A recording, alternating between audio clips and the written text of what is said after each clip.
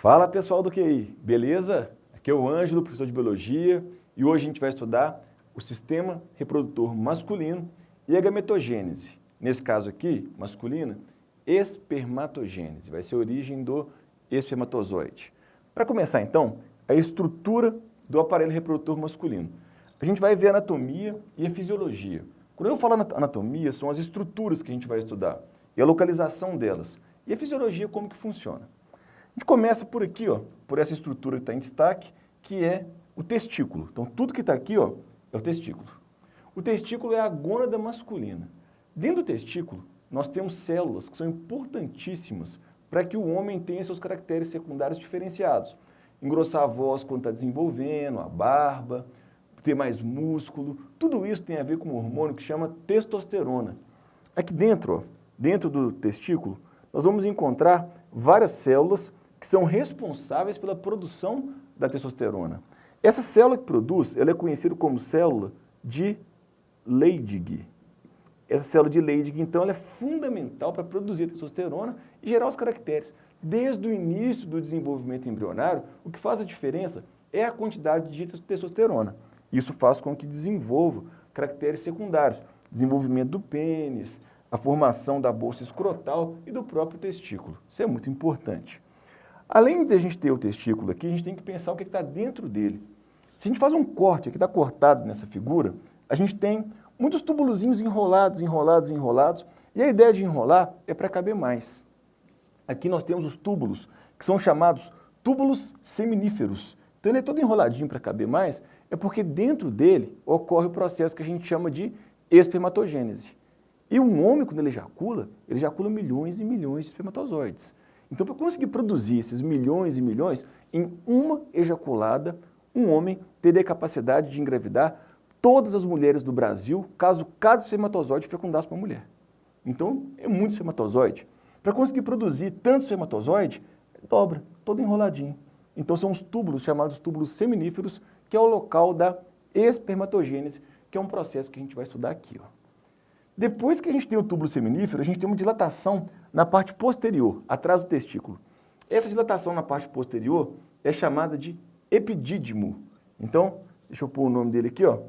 Esse pedacinho chama epidídimo. E o epidídimo é o local da maturação, o término da maturação. É aqui que o espermatozoide consegue adquirir a capacidade de locomover, deslocar. Então, é aqui que ele vai acabar de maturar. Lá dentro do epidídimo também tem um túbulozinho. Se a gente fosse cortar aqui, a gente ia perceber que lá dentro tem várias dobrinhas. Acabou de amadurecer, quando o homem vai ejacular, lembre-se, a ejaculação tem os espermatozoides, mas também tem vários líquidos.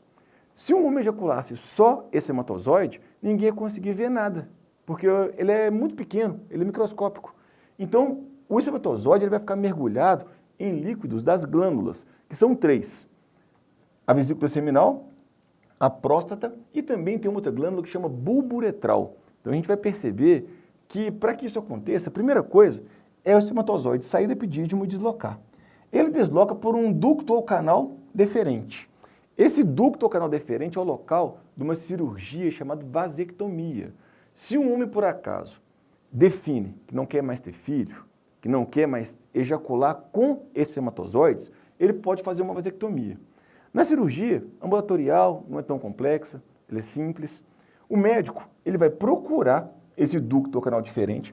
Para poder achar o ducto ou canal diferente, ele vai apalpando, para não confundir com nenhuma artéria, com nenhuma veia. Ele vai perceber, ao apalpar, que isso aqui lembra um terço, com contas assim, ó. Ele vai pegando e vai percebendo que tem essas dilatações. E ele vem e corta aqui. Corta isso. Aí vai dar um pontinho aqui, ó. Vai dar um pontinho aqui e vai tirar esse pedaço. Se ele tira esse pedaço, o homem ele continua ejaculando. O volume ejaculado dele não muda, mas ele ejacula sem espermatozoide. Então, ele não é mais capaz de engravidar. Então, se o homem define que não quer mais ter filho, ele pode fazer essa cirurgia que chama vasectomia. Mas caso ele não faça a cirurgia, aí isso aqui estaria contínuo. Os espermatozoides eles vão deslocando por aqui, ó, até que chega aqui. Vesícula seminal. A vesícula seminal produz o primeiro líquido importante do volume ejaculado. É um líquido rico em frutose. Frutose é carboidrato. Carboidrato, fonte de energia. e é uma fonte muito importante de energia para que o espermatozoide possa deslocar, nadar. Então é fundamental que venha esse líquido rico em frutose da vesícula seminal. Aí agora a gente tem o espermatozoide e o líquido da vesícula, que vem deslocando e chega aqui. Ó. Nesse trecho aqui, ó, isso aqui é a próstata. Próstata é uma glândula muito importante. A maior parte do volume ejaculado vem dela. E ela tem um líquido fundamental que tem algumas enzimas, algumas proteínas com uma atuação incrível. Uma das coisas que ela vai ter é uma proteína que é coagulante, ela coagula. Coagula, por exemplo, quando está em presença com a água. Isso é fundamental para que o volume ejaculado possa ficar dentro do corpo da mulher. Então, se um homem ejacula na água, ele vai ver mudando a textura. Ele vai ficar muito coagulado, pregado, gruda mais. Isso ajuda bastante a que a fecundação ocorra com sucesso. Então, vem daqui. Além disso, a vagina da mulher, ela é ácida e ela tem que ser ácida. Pense, um ambiente que é escuro, o ambiente é quente, o ambiente é úmido. Um lugar escuro, quente e úmido dá fungo. Então, a vagina da mulher, se ela simplesmente existe como uma estrutura de pH neutro, ela daria fungo de forma recorrente. Seria muito ruim para a vida da mulher. Então, lá na vagina da mulher vivem bactérias que produzem um ácido que chama ácido lático. Então, a vagina é bem ácida. E essa acidez impede o desenvolvimento de fungos. Tem um fungo muito comum que dá em vagina, que é um fungo que gera a candidíase, a Candida albicans, e incomoda demais a mulher. Então, para ela não ter isso, a vagina é muito ácida, que mata o fungo. O fungo não desenvolve. Mas também, se eu pego um espermatozoide e coloco lá na vagina da mulher, também morre com a acidez. Então, nesse líquido da próstata aqui, existe uma substância que chama íon bicarbonato. Íon bicarbonato neutraliza a acidez da vagina. Aí é possível manter vivo o espermatozoide. Então, tem um líquido que ajuda a coagular e, além disso, a neutralizar o pH.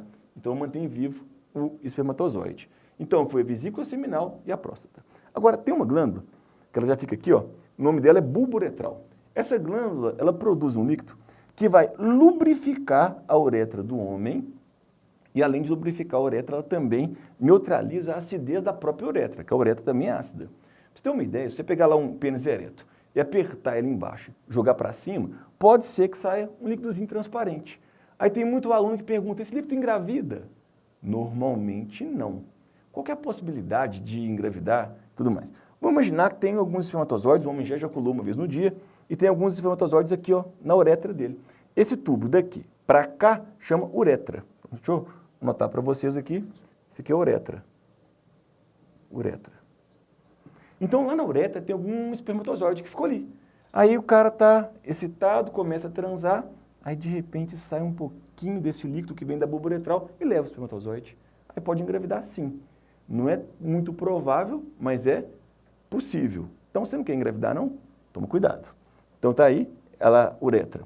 Uma coisa interessante que você pode perceber é que aqui, ó, é a bexiga, cheia de xixi. Então, daqui vem o espermatozoide, daqui vem a urina. E eles juntam num canal só. Esse canal único uretra, então, faz a gente entender que a uretra ela participa de dois sistemas ao mesmo tempo. Ela participa do sistema urinário e do sistema reprodutor. Então, conecta aqui. Uma evidência que o homem está com um problema na próstata, que a próstata cresceu, uma hiperplasia, pode ser benigna, é que ele tem dificuldade de urinar. A micção fica cortada. Olha a posição da próstata. Se ela cresce, ela aperta ali e o homem ele começa a ter uma micção que é um jato cortado. Ele urina um pouquinho para, urina um pouquinho para. Mas se ele percebe, já tem esse sintoma, é porque a próstata já aumentou. Por isso que é muito importante fazer o exame do toque. E também o exame de sangue também ajuda. Tem uma substância que é chamada de PSA, que se por acaso você vê que ela está alterada, é um indicativo que a próstata não anda bem. Então já é um indicativo. E o exame de toque é um exame muito preciso. É um exame que o médico vai perceber o tamanho, a textura, se está mais macia, se está mais dura. E é o melhor exame para poder perceber se tem alguma alteração na próstata. Por isso, então, depois de uma certa idade, eles recomendam que o homem faça esse exame de forma periódica, uma vez por ano. É muito importante. Então foi a uretra e aqui o pênis. O pênis é o órgão da cópula. O órgão da cópula é por onde tem, dentro dele tem a uretra também, por onde vai sair a urina. Então é importante pensar nisso. Dentro do pênis, para ele poder ficar ereto, existem muitos corpos que são chamados corpos cavernosos e corpos esponjosos. Quando o homem fica excitado, eles enchem de sangue e o pênis ele vai ficar duro e ereto. Então é isso que faz ele ficar duro e ereto. Existe um neurotransmissor que é um gás, chama óxido nítrico, e é ele que é responsável por gerar informação para a ereção.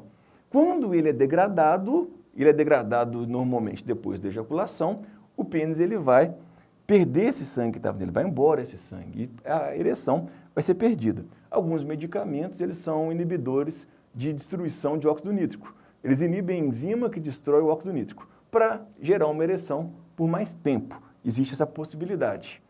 Quando a gente olha aqui embaixo, existe uma coisa que chama bolsa escrotal. A bolsa escrotal tem uma função muito importante. Por quê? Aqui está o testículo, túbulos seminíferos. A espermatogênese, ela ocorre dentro dos túbulos seminíferos. E a temperatura da espermatogênese é 1 grau abaixo da temperatura corporal. Então, se a temperatura corporal é 36,5, a temperatura ideal para a espermatogênese, 35,5. Existem alguns músculos associados à bolsa escrotal que controlam ela. Então, por exemplo, num dia frio, a bolsa escrotal vai subir e vai jogar o testículo, vai colar no abdômen, para a temperatura ficar só 1 grau abaixo, não ficar muito abaixo.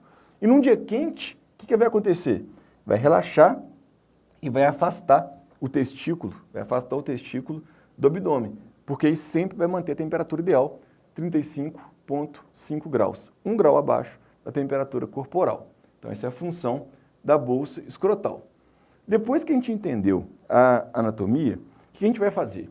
A gente vai entender como ocorre a espermatogênese, aí a gente vai estudar a anatomia e fisiologia do sistema reprodutor feminino, a gente vai ver um processo que chama ovulogênese ou oogênese, e depois a gente vai juntar o esperma com o ovócito e vai fazer um filho. Então, a gente vai entender como funciona isso. A espermatogênese, que está aqui demonstrada, é um processo que envolve divisões celulares, mitose, meiose, e tudo começa lá na embriologia, quando você está dentro da barriga da sua mãe, o menino está dentro da barriga da mãe, existem algumas diferenciações de células. E um grupo de células é chamado de célula somática, e o outro grupo é a célula germinativa. A célula somática, soma é corpo. Então, tudo que é soma é corpo. Ah, somatizei um problema. Você colocou no seu corpo. Alguém te xingou, você ficou triste, sua cabeça doeu. Somatizou, soma é corpo. Então, célula somática é a célula do corpo e célula germinativa é a célula da reprodução. A célula germinativa do homem, ela vai, por acaso, diferenciar em espermatogônias. E as espermatogônias sofrem mitoses, e o menino ele nasce com várias espermatogônias, que ficam meio paradas durante alguns anos, até que ele aumenta um hormônio chamado testosterona. Isso acontece na puberdade, onde elas voltam a ter uma atividade incrível, uma atividade rápida. E essa espermatogônia é uma célula diploide. Uma célula diploide é 2N. Quando a gente fala no humano, o humano é 2N igual a 46. Nós temos 46 cromossomos por célula. Sempre que eu falar 2N, então, diploide, 2N igual a 46, são 46 cromossomos por célula. Essa espermatogônia, 2N, igual a 46, a gente vai falar que ela é simples. Um cromossomo ele pode ser encontrado na forma simples, na forma dupla. A gente vê muito bem isso nas aulas de divisão celular. E está aqui, 2N simples igual a 46. Vai passar por um período que chama intérfase. Intérfase é a maior parte da vida de uma célula. Quando ela cresce, produz proteína. E nessa intérfase aqui, a espermatogônia vai originar espermatócitos 1. Esses espermatócitos 1 tem uma diferença. Eles são 2N duplos. Então, mudou foi isso. Era simples e ficou duplo. E o espermatócito 1 agora, ele vai, por acaso, sofrer a meiose 1. Meiose é subdividida em 1 e 2. Lembre-se, a meiose 1, a gente tem nela a separação dos cromossomos homólogos, então muda a ploidia, e na meiose 2 separa as cromátides irmãs. Então aqui vai ter a meiose, que vai ser a meiose 1, que vai gerar o espermatócito 2. E depois a meiose 2 vai gerar as espermátides, ou espermátides irmãs, que por acaso vão maturar num processo chamado espermiogênese e vão mudar a forma. Perde volume citoplasmático, multiplica a mitocôndria. Além disso, a gente tem a formação do acrosoma, que é uma vesícula que fica na cabeça do espermatozoide, e tem a origem da cauda, que tem um flagelo. E aqui a gente tem um gameta masculino prontinho para quê? Prontinho para fecundar. Então a gente estudou o sistema reprodutor masculino, vamos estudar o feminino, depois a gente fecunda e vê a embriologia. Abraço!